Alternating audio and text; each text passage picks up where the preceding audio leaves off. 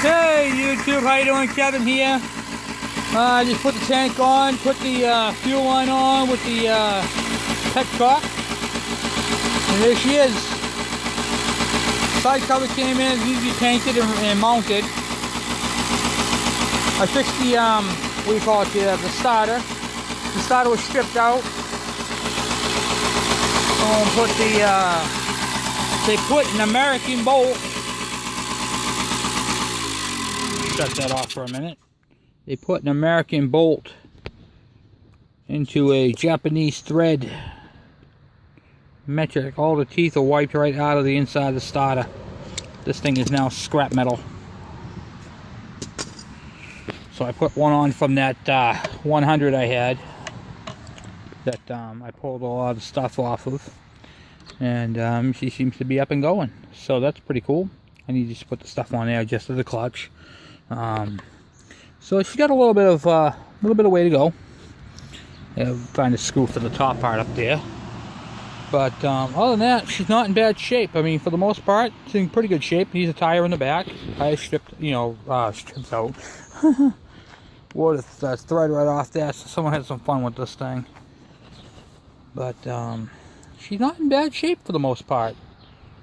Handlebars are pretty straight. The tank came off a parts like a cut up, so I'm happy with it. Need to order a inner tube. I have a nice rear tire for this, but I need to order an inner tube, and that's pretty much it. So I'm gonna clean it up a little bit and let some kid ride this thing around. Don't know who yet. Even the front tires are chopped. It doesn't matter. It's gonna be for the backyard. You know what I mean? It's not like this thing's gonna be doing any Baja, you know. But it's a 1987 KD80. Needs a new, well, it needs a chain lube, so I'm gonna lube the chain. Needs a chain guard. That's pretty hacked, but for the most part, it's in decent shape. So, brakes all work good. That's a plus. And yeah, I mean that's it. So I need a strap that goes from. A lot of people just use a zip tie, which is what I'm going to use temporarily. But there's a strap that goes around here, like my KM100 has. Goes right there and then supports that, and then the seat locks in. But you see the full tank of, just about a full tank of oil. So mismatched bolts for the fender, but nobody cares. Who cares? It's a nice little bike. Runs good. It's all that matters. This also has points ignition. I got a bunch of projects on today. I'm working on this trailer here. I picked this up for free on Craigslist. Had a bunch of scrap metal with it, and I picked it up, threw it on my fish trailer, and this actually came with the bike that part is part of. So it's not in bad shape. It's a tip trailer. It tips. A pin that goes up in here. So just some projects, you know. I'm gonna rewire it and get her done. Needs new tires, but you know, that's why they got rid of it. So I'll lubricate it all up and hopefully flip it, because I don't need it. So, but that's pretty much it for that one. Up back on what we came out here for. The KD80. Dum, dum, dum. So I ultrasonic cleaned the carburetor, and I couldn't save the petcock that was on that tank, so I took it all apart. It was just so deteriorated, it wasn't even funny. I mean, the gum that was in it was so bad, and I'm actually surprised the fuel, I didn't flush this tank. This tank has I got all the fuel out of it. There was no more fuel in it, and the inside of the tank doesn't look bad, but I just didn't think it was going to come out clear. It's part of the thing I was nervous about. But rub it on and then see how fast she starts. There we go, yep. Well, not bad. Not bad at all. Idle's nice and low. Oil is working. I'm just going to let it run for a little bit.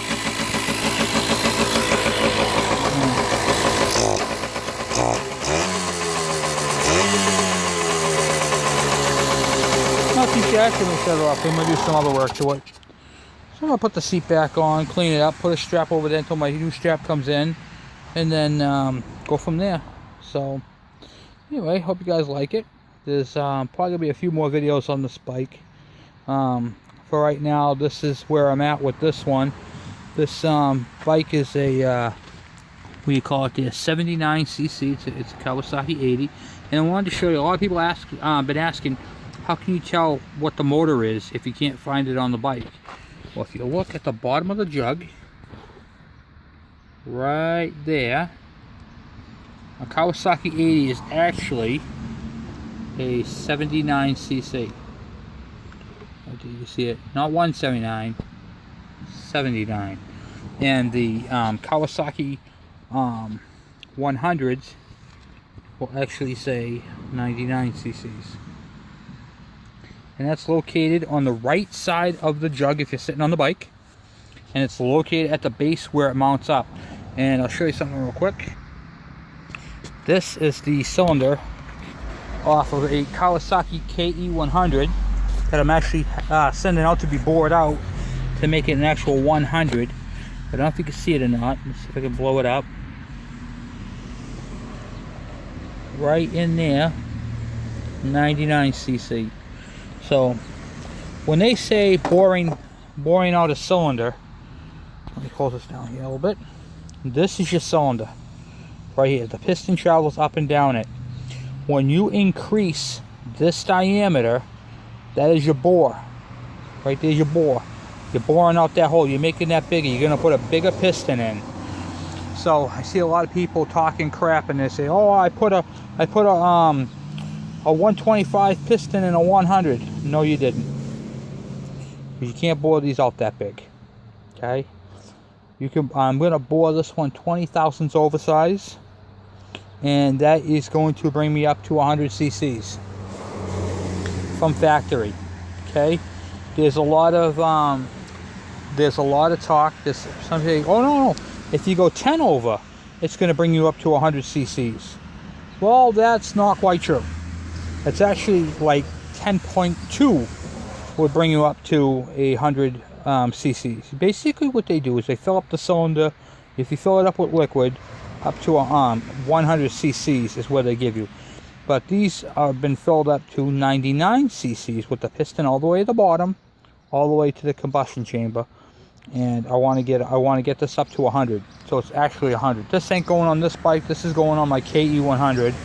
This is going to be acid washed and repainted, and I'm actually going to paint this a funky color, probably Kawasaki green engine paint.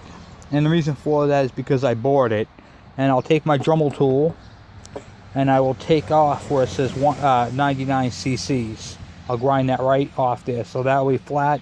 And you won't see anything on there because this is going to be a 100, and it's going to have a what do you call it there? What's the name of the piston? Wisco piston in it. So, and then if you're going to port it, you hear the terminology porting cylinders.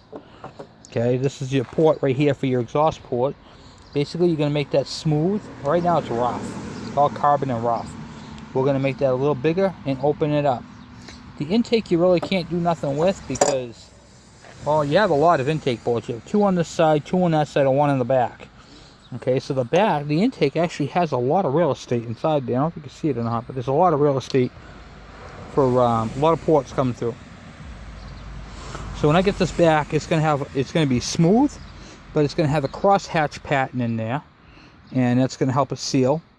And you always want to have the piston with you when you bring the cylinder to the machine shop. And the reason for that is they're going to use a micrometer and measure out the piston. Just because it says it's 20 thousandths oversized doesn't mean it's actually 20 thousandths oversized. It could be 21 thousandths oversized or 19 thousandths oversized. It's not quite that dramatic, but you get the idea that you're going to use a micrometer. It's going to be like a couple of thousandths off or 1,000. You're allowed plus or minus on both ends of it.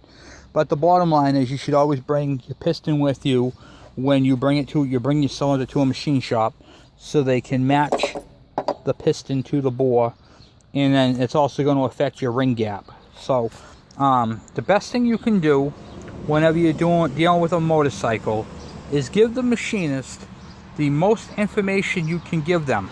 So what I'm going to do is, I have the book, I know what all the specifications are supposed to be on the rings and the piston gap and all that. So what I'm going to do is I'm going to take all that information, we'll write that down on an index card, and I'm going to say, hey, here's all the information, it's already written down for you, so when you bore it, this is what my ring gap needs to be set to, this is what the piston needs to be checked at, and that's, you know, pretty much it. And then you can go from there. So, and then I'm also going to tell you that you should never have your cylinder, unless it's warped, decked. What that means is they grind this down, okay? If you're going to shave anything, shave the head. It's easier to replace a head than a jug. And to be honest with you, if you're going to bore them out, you really don't need to shave the head. A lot of people shave the heads. I replaced mine with a high compression head and got the same effect. That way you're not changing the geometry, and there's no piston slap against the head. There's no risk for that. So basically what we're going to do is we're going to have them clean it up, bore it out, and then this right here will be all set to go on to my KE100. It's going to be washed, all cleaned up. It's going to look nice and pretty. I might paint it a green color, I might paint it a black color. I'm undecided yet.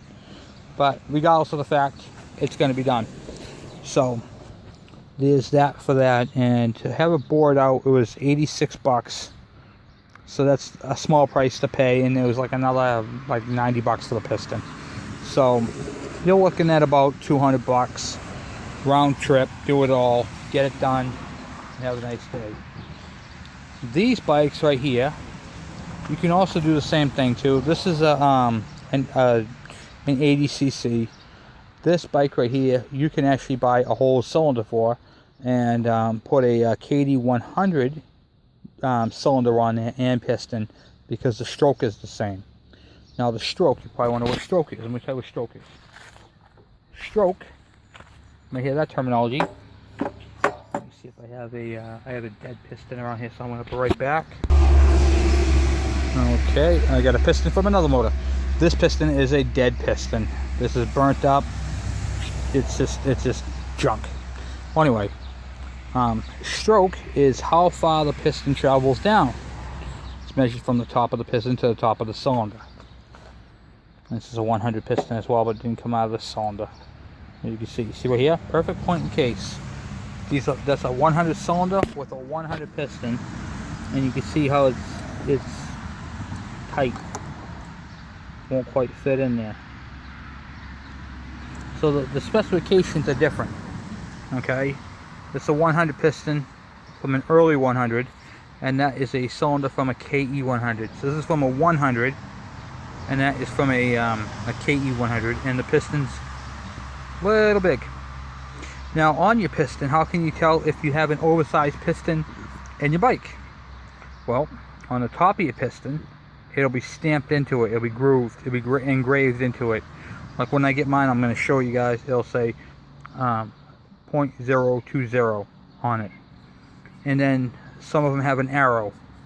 What's the arrow? The arrow is for the front of the motor towards the exhaust. Because, why does it matter which way it goes in? It looks the same. Well, not quite. This wrist pin right here, it's in the center, is actually offset. So it might be to one side more than the other for the stroke reason. So you have to keep that in mind, that there will be a exhaust side to your piston and an intake side. So those are a couple things. And then when you line up your rings, this one's missing it, but there's supposed to be right there a pin. So with that pin missing, that's probably what got chewed up in the motor. See if I get this one right here on this side. See, I don't know if you can see it or not, but there's the pin.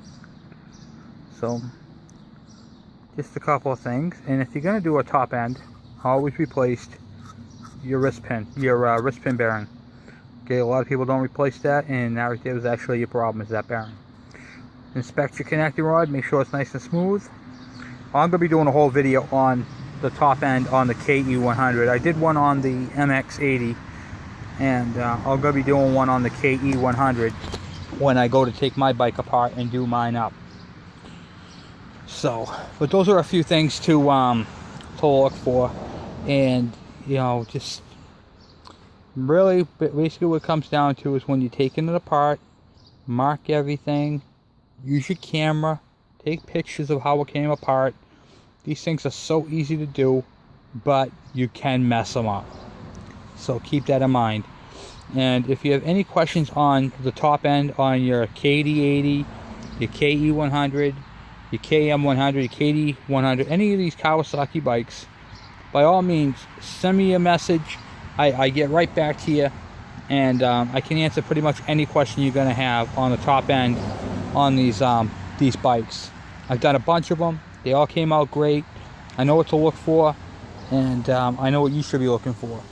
So, as always, please subscribe. Questions, comments, like my page, and let people know if they have these bikes. Say, hey, I found a guy. All right, thanks.